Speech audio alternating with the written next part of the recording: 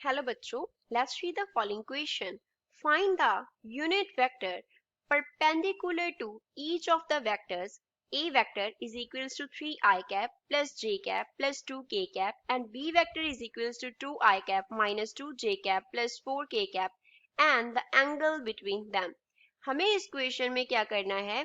Unit vector find out करना है जो given a vector and B vector के परपेंडिकुलर हो एंड उनके बिटवीन एंगल फाइंड आउट करना है. So first of all, we will talk about the key concept used in the question. इस question में क्या की कॉन्सेप्ट यूज होगा?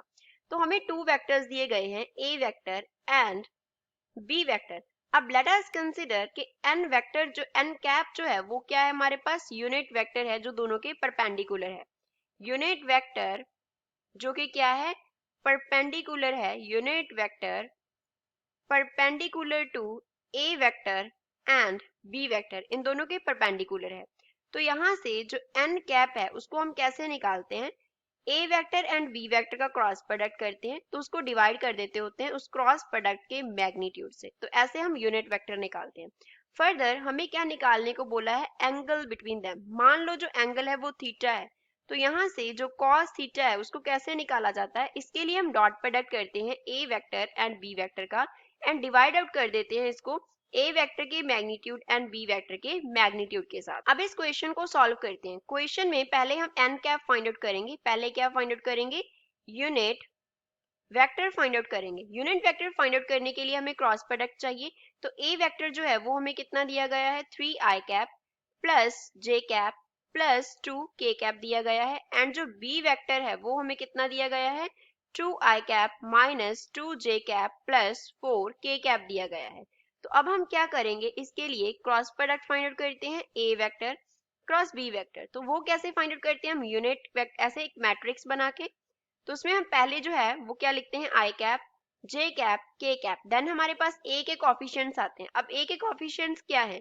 3, 1 एंड 2. देन बी के लिए 2, माइनस 2 एंड 4 दिए गए हैं. सॉल्व करने के लिए आई कैप के साथ हमारे पास क्या आ जाएगा? आई कैप का लाइन छोड़ देंगे, 1 2 माइनस 2 एंड 4 आ जाएगा प्लस माइनस यहाँ पे जे कैप है. जे कैप के साथ हमारे पास क्या आएगा?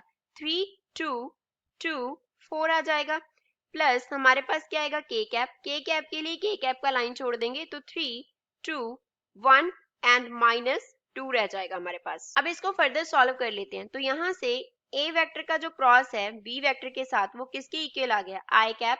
साथ में 4 इंटू 1 हमें क्या देगा? 4 माइनस 2 इंटू 2 हमारे पास क्या आ जाएगा? माइनस का 4 आ जाएगा माइनस जे कैप आ गया. अब यहाँ पे क्या आएगा? 4 into 3 is 12, 2 into 2 is 4 plus के कैप के साथ हमारे पास क्या आ गया? 3 into 2 is minus 6 and 2 into 1 is minus 2. तो यहाँ से A vector and B vector का जो क्रॉस प्रोडक्ट है वो हमारे पास इक्वल आ रहा है किसके? अब 4 एंड 4, जो 4 है वो क्या है? उसके आगे माइनस है 2 टाइम्स, तो वो क्या हो जाएगा? प्लस का हो जाएगा. तो प्लस 8 जे कैप माइनस यहाँ पे क्या आएगा? 8 आई कैप. अब माइनस एंड माइनस प्लस हो गया तो 4 एंड 4 8 हो गया तो 8 I cap minus 4 minus 12 minus 4 करेंगे तो 8 होगा तो माइनस 8 जे कैप हो गया. यहाँ पे भी माइनस आएगा, माइनस 6 एंड माइनस 2 है, दोनों ऐड होके नेगेटिव देंगे तो माइनस 8 के कैप हो गया. ये तो हमने क्रॉस प्रोडक्ट निकाला. अब हमें क्या चाहिए? मैग्नीट्यूड चाहिए ए वेक्टर क्रॉस बी वेक्टर का. मैग्नीट्यूड कैसे निकालते होते हैं? स्क्वायर रूट कर देते होते हैं हम जो कोएफिशिएंट्स हैं आई जे के उनकी स्क्वायर्स का सम करके. तो यहाँ पे क्या आ जाएगा? 8 का स्क्वायर प्लस जे का कोएफिशिएंट माइनस 8 का स्क्वायर प्लस के का कोएफिशिएंट माइनस 8 का स्क्वायर. तो ये हमारे पास 3 टाइम्स 8 का स्क्वायर आ रहा है तो 3 इंटू 8 का स्क्वायर. स्क्वायर रूट लिखेंगे तो 8 बाहर आ गया, रूट 3 साथ में आ गया. तो अब एन कैप क्या था? एन कैप हमने लिखा था A vector cross B vector divide by A vector cross B vector का मैग्नीट्यूड. तो यहाँ से A vector cross B vector क्या है? 8 I cap minus 8 J cap plus 8 minus 8 K cap है minus 8 K cap divide by इसका जो magnitude है वो क्या आया? 8 रूट 3. तो 8 कैंसिल हो जाएगा तो यहाँ से जो एन कैप है वो हमारे पास क्या आ गया? आई कैप माइनस जे कैप माइनस के कैप डिवाइड बाय रूट 3 के इक्वल आ गया. तो ये हमारे पास क्या हो गया? यूनिट वेक्टर हो गया. अब हमें एंगल फाइंड आउट करना है। एंगल फाइंड आउट करने के लिए हम क्या करेंगे, पहले डॉट प्रोडक्ट फाइंड आउट करेंगे। तो ए वेक्टर डॉट बी वेक्टर करेंगे। ए वेक्टर कितना गिवन था, 3i कैप प्लस जे कैप प्लस 2k कैप, साथ में डॉट प्रोडक्ट है किसके साथ, बी वेक्टर के साथ, that is 2i cap minus 2j cap plus 4k cap given है। अब डॉट प्रोडक्ट के लिए क्या रूल्स होते हैं, जब हम i का डॉट प्रोडक्ट करते हैं i के साथ, j का करते हैं j के साथ एंड k का डॉट प्रोडक्ट करते हैं k के साथ, तो वो तो हमारे पास 1 होता है। लेकिन जब हम अनइक्वल यूनिट वेक्टर्स का डॉट प्रोडक्ट करते हैं, जैसे i का j के साथ, j का डॉट प्रोडक्ट k के साथ और k का डॉट प्रोडक्ट i कैप के साथ, तो वो हमारे पास 0 के इक्वल आते हैं। तो यहाँ से हम क्या लिखेंगे, a vector dot b vector किसके इक्वल होगा, 3i कैप का डॉट प्रोडक्ट हो जाएगा 2i कैप के साथ प्लस j कैप का डॉट प्रोडक्ट हो जाएगा माइनस 2j कैप के साथ, यहाँ पे डॉट प्रोडक्ट है, प्लस 2k कैप का डॉट प्रोडक्ट हो जाएगा 4k कैप के साथ। तो यहाँ से हमारे पास a vector dot b vector जो है वो किसके इक्वल आ गया, 3 इंटू 2 6, i डॉट i 1 हो जाएगा। यहाँ पे -2 प्लस 1 को प्रोडक्ट करेंगे तो माइनस का 2 आएगा, प्लस 4 इंटू 2 हमें क्या देगा, 8 देगा। तो ये हमारे पास क्या बन गया, 4 plus 8 that is equals to 12। तो इसका जो डॉट प्रोडक्ट है वो 12 के इक्वल आ गया। अब दूसरा हमें क्या चाहिए, ए वेक्टर का मैग्नीट्यूड चाहिए। तो ए वेक्टर का मैग्नीट्यूड जैसे हमने ए वेक्टर क्रॉस बी वेक्टर का मैग्नीट्यूड निकाला था, तो वो होगा हमारे पास 3 का स्क्वायर प्लस जे का कॉफिशिएंट 1 है तो 1 का स्क्वायर, के का कॉफिशिएंट 2 है तो 2 का स्क्वायर। तो ये किसके इक्वल आ गया, square root of 9 plus 1 plus 4 के। तो 9 प्लस 1 कितना होता है, 10, तो 10 प्लस 4 आ गया। So this is equals to square root of 14 आ गया। ऐसे ही हम क्या निकालेंगे, बी वेक्टर का मैग्नीट्यूड निकालेंगे। तो वो हमारे पास क्या होगा, स्क्वायर रूट ऑफ 2 का स्क्वायर आ गया प्लस जे का कॉफिशिएंट माइनस 2 का स्क्वायर आ गया, के का कॉफिशिएंट 4 है तो 4 का स्क्वायर आ गया।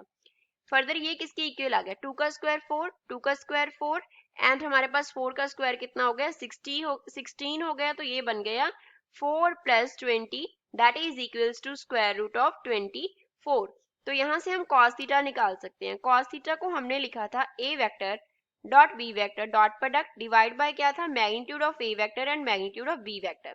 अब जो डॉट प्रोडक्ट है वो हमारे पास आया 12, magnitude of a vector is 14, magnitude of b vector is 24। अब जो 14 है उसको हम क्या लिख सकते हैं, स्क्वायर रूट ऑफ 7 इंटू 2 लिख सकते हैं, that is square root of 7 into square root of 2। यहाँ से हम 24 को क्या लिख सकते हैं, इसको हम लिख सकते हैं 4 मल्टीप्लाई बाय 6। तो ये हमारे पास क्या आ जाएगा, square root of 4 into square root of 6 that is equals to 2 into square root of 6।